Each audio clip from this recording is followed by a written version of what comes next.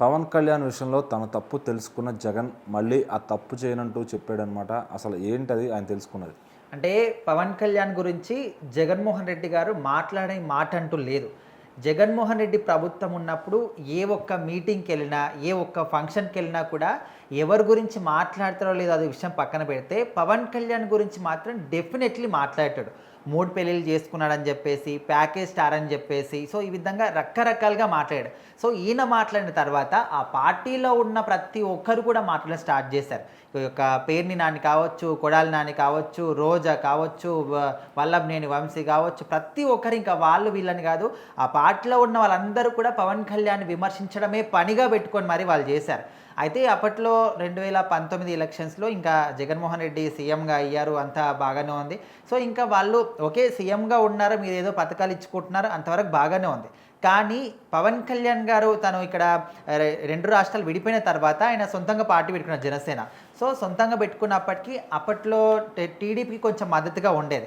అయితే ఈ 2019 వచ్చేసరికి ఇక్కడ ఆయన కంప్లీట్ సొంతంగా పెట్టేసుకోండి, ఇంకా టీడీపీతో పొత్తు కాకుండా వాళ్ళకి సపోర్ట్ చేయకుండా ఇక్కడ ఆయన సపరేట్గా జనసేన పార్టీ పెట్టుకొని ముందుకు వెళ్తూ ఉన్నాడు.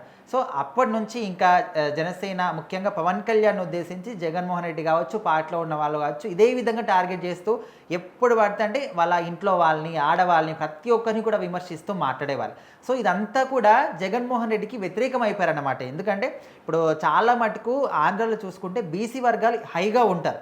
సో సెకండ్ హైగా ఉన్న వర్గాలు ఏమంటే కాపు వర్గాలు. అయితే బీసీ వర్గాలు కావచ్చు, కాపు వర్గాలు కావచ్చు, ఎప్పుడైతే పవన్ కళ్యాణ్ ఈ విధంగా ఓన్లీ రాజకీయ పరంగా కాకుండా ఇంట్లో వాళ్ళ దగ్గరికి వెళ్ళి మరి కూడా విమర్శించారు, ఇంకా అప్పటి నుంచి కాపు వర్గాలందరూ కూడా జగన్మోహన్ రెడ్డికి వ్యతిరేకం అయిపోయారు. సో మొన్న 2024 ఎన్నికల్లో చూసుకుంటే మరీ ఘోరంగా ప్రతిపక్షం కూడా లేనటువంటి దీనస్థితి, అంటే 11 సీట్లకు జనాలు పడేశారు అనమాట. అంటే ఇక్కడ కాపు వర్గాలు కావచ్చు, బీసీ వర్గాలు కావచ్చు, వీళ్ళందరూ కూడా వ్యతిరేకం అయిపోయారు. ఎందుకంటే ఇదంతా కూడా పవన్ కళ్యాణ్ విమర్శించినందుకే. ఎందుకంటే ఆయన ఎప్పుడు కూడా వైసీపీలో ఉన్న వాళ్ళని కానీ, మీ పార్టీని కానీ ఎక్కడ కూడా విమర్శించలేదు. ఆయన పాదయాత్ర చేసినా, ఆయన యాత్రలు చేసినా, ఏది చేసినా కూడా ఆయన పార్టీ గురించి, ఆయన వస్తే చేసే పనుల గురించి, జరిగే పనుల గురించి మాత్రమే చెప్పుకున్నాడు. సో ఇక్కడ ఈయన వస్తే వీళ్ళకి ఎక్కడ ఎఫెక్ట్ అవుతుందో అని చెప్పేసి భయంతోని ఆయన మీద వీళ్ళందరూ కూడా విమర్శలు స్టార్ట్ చేశారు. సో వీళ్ళు విమర్శలు చేసినా కూడా ఆయనకి ఎలాంటి ఎఫెక్ట్ రాకుండా వీళ్ళకి అది ఎఫెక్ట్ అయిపోయి, సో వీళ్ళందరూ కూడా జగన్మోహన్ రెడ్డికి వ్యతిరేకం అయిపోయి ఇంకా ఆయన దీనస్థితికి అయితే పడేశారు.